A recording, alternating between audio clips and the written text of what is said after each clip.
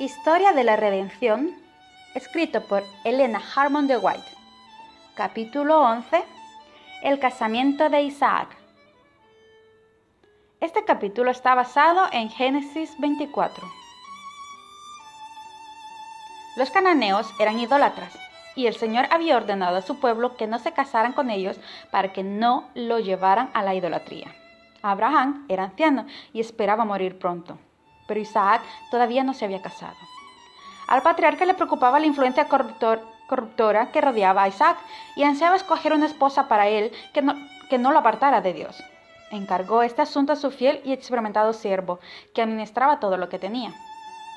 Abraham le solicitó que hiciera un solemne juramento delante del Señor, en el sentido de que no tomaría esposa para Isaac de entre los cananeos, sino que iría a la familia de Abraham, que creía en el Dios verdadero, a fin de escoger allí una mujer para Isaac.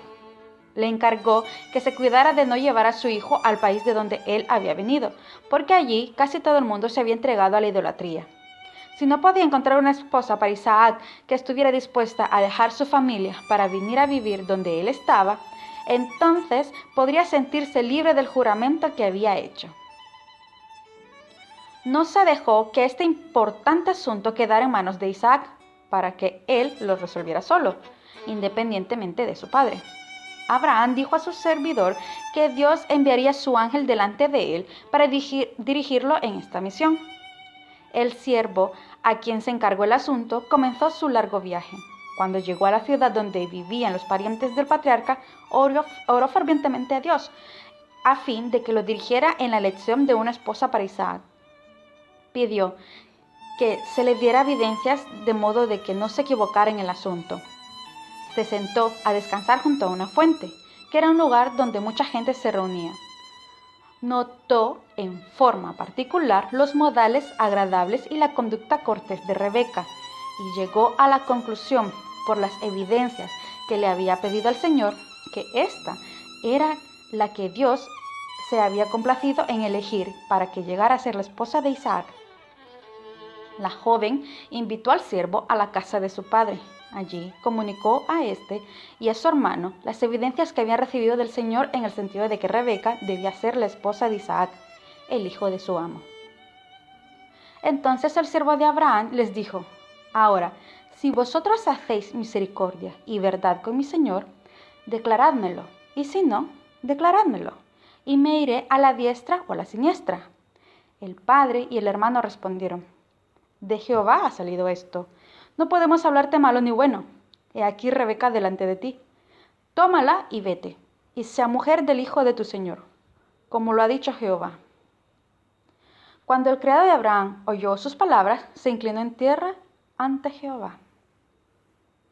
Cuando todo estuvo arreglado y se había conseguido el consentimiento del padre y el hermano, se consultó a Rebeca en el sentido de si estaría dispuesta a ir con el siervo de Abraham a un lugar tan distante de la familia de su padre para convertirse en la esposa de Isaac. Por causa de lo que había sucedido, ella creyó que Dios le había elegido para que fuera la esposa de Isaac. Y ella respondió: Sí, iré. Los contratos matrimoniales se tramitaban entonces generalmente entre los padres. No obstante, no se obligaba a nadie a que se casara con alguien que no podía amar. Pero los hijos tenían confianza en el juicio de sus padres y seguían sus consejos y brindaban su afecto a los que habían elegido para ellos sus piadosos padres. Se consideraba que era delictuoso seguir una conducta distinta a esta. Un ejemplo de obediencia filial. Isaac había sido educado en el temor de Dios para vivir una vida de obediencia, y cuando llegó a los 40 años, aceptó que el experimentado y piadoso siervo de su padre eligiera esposa en su lugar. Creía que Dios dirigiría las cosas con respecto a su mujer. El caso de Isaac está registrado como ejemplo a seguir por los hijos de las generaciones posteriores, especialmente de los que profesan temer a Dios.